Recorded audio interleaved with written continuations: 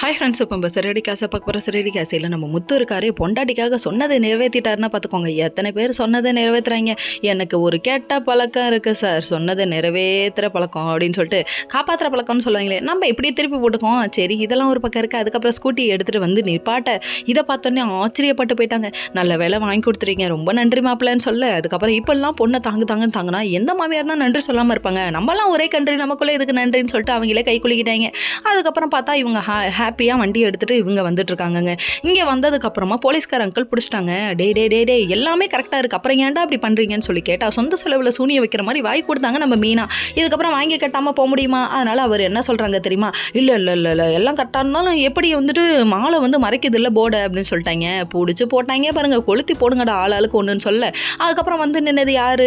நம்ம அருண் தம்பிங்க. உடனே போட்டு விடுங்க பார்த்துக்கலாம் அப்படின்னு சொல்லிட்டாங்க. அவங்க எந்த தப்பு பண்ண மாட்டாங்கன்னு எனக்கு ஒரு நம்பிக்கை அப்படின்னு சொன்னாங்க. இது நம்பிக்கை தானே வாழ்க்கை அப்படின்னு சொல்லிட்டு அவங்க ஒரு டைலாக்கை போட்டு விட.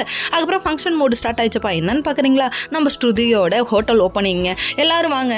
அதாவது அங்கே ஒரு புது கெஸ்ட் வந்திருக்காங்க. எல்லாம் சொந்தத்தை கூப்பிடும் போது இவங்க என்னடா புதுசாக வந்திருக்காங்களேன்னு சொல்லி பார்த்தா, அதாவது ஒன்றும் இல்லைங்க, கடை வைக்கிறதுக்கு பர்மிஷன் கொடுத்தாரு, அவங்க வந்திருக்காங்க அவங்க ஃபேமிலியோட. ஏன்ப்பா அப்படின்னு சொல்லி கேட்டால், இங்கே வேலை செய்கிற மேனேஜர், அதாவது செஃப்பாக இருக்காரு, அவரோட அத்தை மாமா தான் நாங்கன்னு சொல்கிறாங்க. சரிப்பா, ஹாப்பியான நியூஸ்பா, உள்ளமாங்கன்னு சொல்லிட்டு இவங்க பேசிகிட்டு இருக்க அந்த டைம் பார்த்து நம்ம மீனா கிட்ட விஷயத்தை போட்டு உடச்சிட்டாங்க. மீனா கிட்ட கூட உண்மையை சொல்லாமல் வச்சிருந்தாரு நம்ம முத்துங்க.